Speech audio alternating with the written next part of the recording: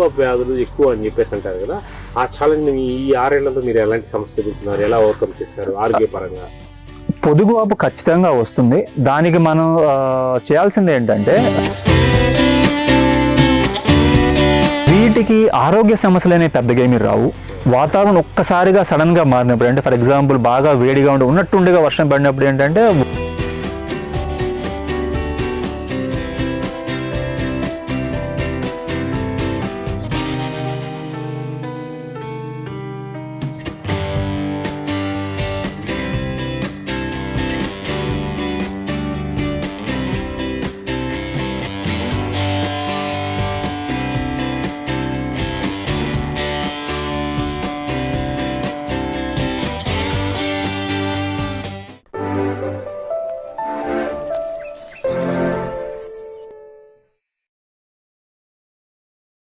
So ఇక్కడికి వచ్చిన తర్వాత గిరిలో ఎక్కువగా మ్యాస్టైటిస్ పొదుగు వ్యాధులు ఎక్కువ అని చెప్పేసి అంటారు కదా, ఆ ఛాలెంజ్ ఈ 6 ఏళ్లలో మీరు ఎలాంటి సమస్యలు ఎదుర్కొన్నారు, ఎలా ఓవర్కమ్ చేశారు ఆరోగ్యపరంగా?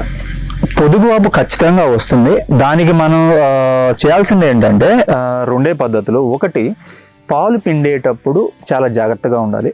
పాలు అవి కట్టేసే దగ్గర పాలు పిండకూడదు.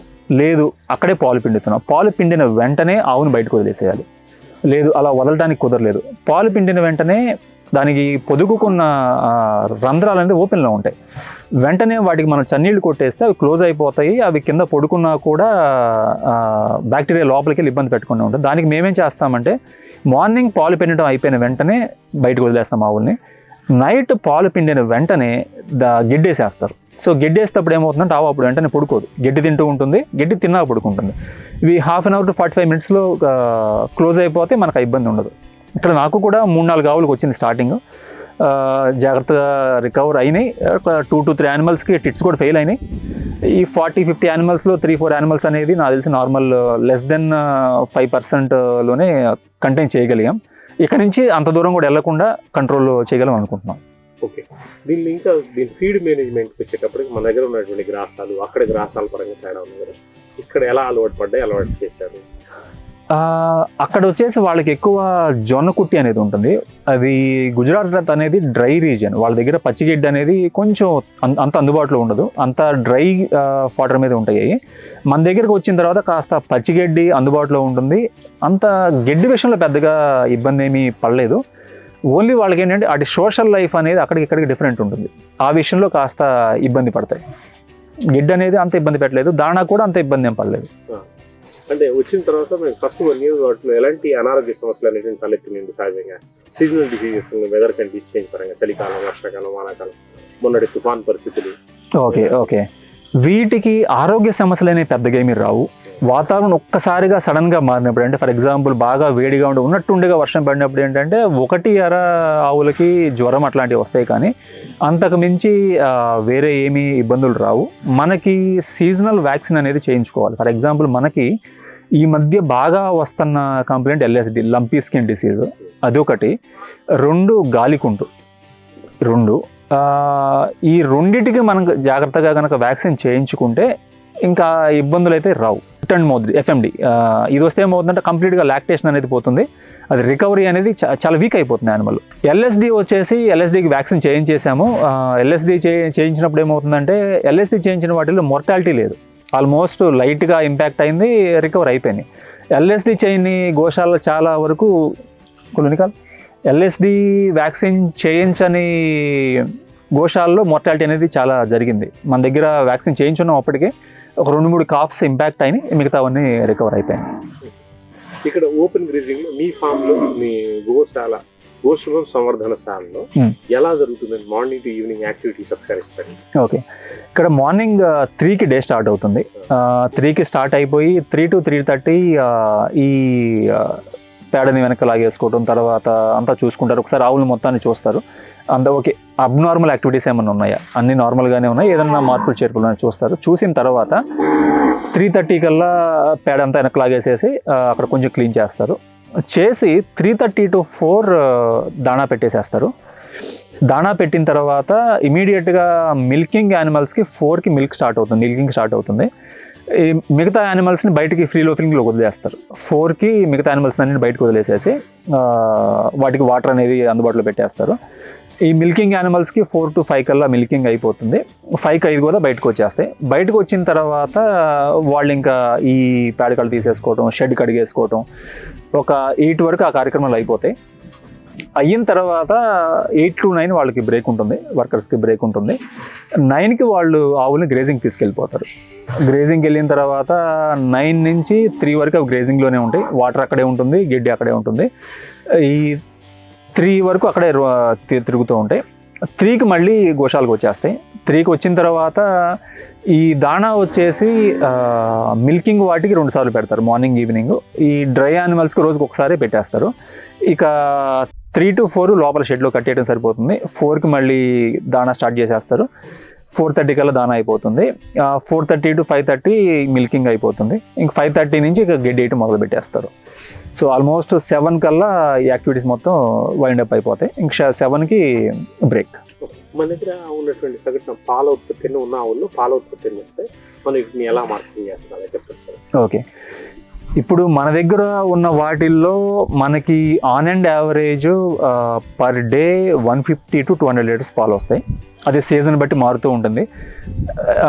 డ్రై సీజన్ ఏమవుతుందంటే ఒక్కొక్కసారి పర్ డే 40 లీటర్స్ వచ్చే రోజు ఉంటుంది, పర్ డే 200 లీటర్స్ వచ్చే రోజు ఉంటుంది. అది మన సైకిల్ని బట్టి, నెంబర్ ఆఫ్ లాక్టేషన్స్ బట్టి ఉంటుంది. మిల్క్ రీటైల్ చేసాము. ఎందుకు చేసామంటే అప్పటికి ఇంకా మనకి ఇక్కడ ఇన్ఫ్రాస్ట్రక్చర్ అవ్వలేదు. పాలు కాయటానికి, తర్వాత పెరుగు నుంచి చిలకడానికి ఇన్ఫ్రాస్ట్రక్చర్ లేదు. తర్వాత నుంచి మనం ఓన్లీ పాలు తోడుపెట్టేసేసి వెన్న తీసేసి నెయ్యి చేస్తున్నాము. ఆ మిగిలిన మజ్జిగ వచ్చేసి మనకి పొలానికి కానీ, తర్వాత ఈ ఆవులకు కానీ వాడేస్తున్నాము. ఓన్లీ గీ ఒకటే మనం రీటైల్ చేస్తున్నాం ప్రస్తుతానికి. సగటున మీరు అంటే ఎన్ని లీటర్ల నుంచి ఎంత గీ ప్రొడక్షన్ ఉంటుంది, అది ఎలా జరుగుతుంది సార్ ప్రాసెస్? ఓకే, మనకి 1 లీటర్ నెయ్యి చేయడానికి 30 to 35 లీటర్స్ పాలు పడతాయి.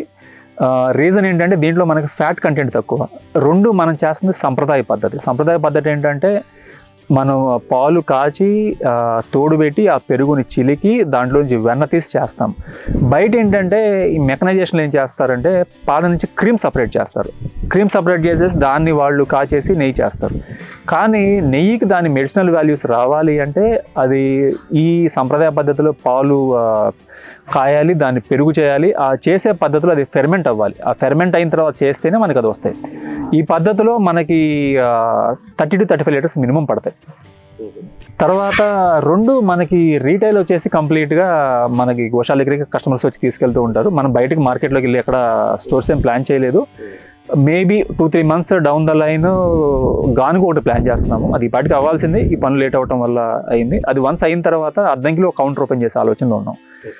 కౌంటర్లో ఓపెన్ చేస్తే కనుక గానుగ ఒకటి, 2 మజ్జిగ కూడా రీటైల్ ప్లాన్ చేసే ఆలోచనలో ఉన్నాం. ఓకే, ఇప్పుడు పాల ఉత్పత్తి, గీ ఉత్పత్తికి మీరు అమ్మే క్రమంలో ప్రొడక్టివిటీలో మేనేజ్మెంట్ పరంగా మీరు ఆర్థికంగా లాజిస్టిక్స్ కానీ ఎకనామిక్స్ మనం మాట్లాడుకుంటే అది రైతుకి కొత్తగా వచ్చేటువంటి వాళ్ళు గమనించాల్సిన అంశాలు. మనం ఒక 2-3 ఏళ్ల తర్వాత మనం ఫైనాన్షియల్ మాట్లాడుకుంటాం కాబట్టి ఎలా మనం నిలదొక్కోవాలి, మీరు ఎలా నిలదొక్కున్నారు అనేది ఒకసారి చెప్పండి సార్. ఓకే, ఫైనాన్షియల్ వైబిలిటీకి వస్తే ఓన్లీ గోశాల మీద అయితే వైబిలిటీ అనేది ఆల్మోస్ట్ నిల్. మనకి పాలు అనేది బై ప్రొడక్ట్ లాగే తీసుకోవాలి. మనకి మెయిన్ ప్రొడక్ట్ ఏం చేయాలంటే ఇంకొక చిన్న ఎగ్జాంపుల్ చెప్తాను. ఆవు అనేది మనకి ఇయర్లో maybe 4 to 5 months, 5 to 6 months మాత్రమే పాలు ఇస్తుంది. కానీ ప్రతిరోజు మనకు వచ్చే విలువైన ఇంకా వస్తువులు ఏంటంటే ఆవు పేడ, ఆవు మూత్రం. దాన్ని మనం బై ప్రొడక్ట్గా చేసుకోగలిగితే వైబిలిటీ అనేది ఇనీషియల్గానే వచ్చేస్తుంది మనకి. ఎలాగా రోజుకి మనకి అట్లీస్ట్ ఒక 10 kgs 10 kgల ఆవు పేడ వస్తుంది, ఒక 5-6 లీటర్ల ఆవు మూత్రం వస్తుంది. ఈ రెండింటిని మనం కాస్త విలువాధారిత ప్రొడక్ట్లుగా చేయగలిగితే, అంటే ఇప్పుడు మనం ఆవు పేడతో ఘనజీవామృతం చేయొచ్చు, లేదు పాటీ మిక్సర్ చేయొచ్చు. అంటే పాటర్ మిక్సర్ అంటే మనకి ఈ మిద్దె తోటల వాళ్ళకి కుండీల్లో వర్మీ కంపోస్ట్ కాదు, కుండీలో పెట్టుకోవటానికి డంగ్ కంపోస్ట్ అనుకోండి, అది చేయొచ్చు. తర్వాత ఈ ఘనజీవామృతాలు అయిపోయింది, ద్రవజీవామృతం ఒకటి చేసుకోవచ్చు, పంచగవ్య చేసుకోవచ్చు. ఇట్లా వెళ్తే మనకి రైతుకి ఆల్రెడీ పొలం ఉంటే కనుక ఒక యూరియా బస్తా కొనాలంటే సబ్సిడీ తర్వాత కూడా మనకి అట్లీస్ట్ ఒక 400 పడుతున్నట్టుంది, 300-400 పడుతున్నట్టుంది. అదే మనం ఒక 50 kgల బస్తాని మేబీ కేజీ 15 రూపాయలు 20 రూపాయల వరకు కూడా మనం మార్కెట్ చేసుకోగలిగితే యూరియా అది ఇన్స్టెంట్ ఎనర్జీ ఇస్తుంది. కానీ మనకి ఇది నెక్స్ట్ 1 year పాటు ఎంత ఎనర్జీ కావాలో అంత ఎనర్జీ ఇది స్టోర్ చేసుకొని నిల్వ పెట్టుకుంటుంది. ఎకరానికి ఒక యూరియా బస్తా వేస్తే ఎంత బలం వస్తుందో మేబీ ఒక 10 కేజీలు 20 కేజీలు గంజామృతం వేస్తే అంత బలం వస్తుంది. ఇటు సైడ్ వెళ్తే మాత్రమే మనకు వైబిలిటీ వస్తుంది. ఓన్లీ పాల మీద నెయ్యి మీద మనకు వైబిలిటీస్ రావు. డైరీ ఫామ్ ఏదైనా కూడా మనకి చివరికి మిగిలేది ఒకటి దూడ, 2 మనకి పేడ. ఈ దూడలు కూడా మనం జాగ్రత్తగా చేసుకుంటే ఒక 3 ఏళ్ళు చేసుకుంటే మనం బయట నుంచి మనం మంచి ఆవు కొనాలంటే 1.5 నుంచి 2 లక్షల వరకు ఉంది.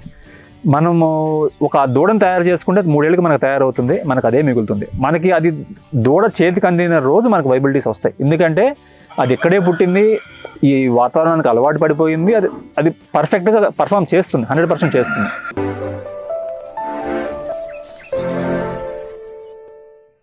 బ్రూసెల్లోసిస్ చాలా ప్రమాదకరమైన వ్యాధి. ఇది ఎందుకు ప్రమాదకరం అంటే ఆ ఆవు డెలివరీ అయినప్పుడు కానీ ఏదైనా అబార్షన్ అయినప్పుడు కానీ అది లిక్ చేసిన పక్కన యానిమల్కి వచ్చేస్తుంది.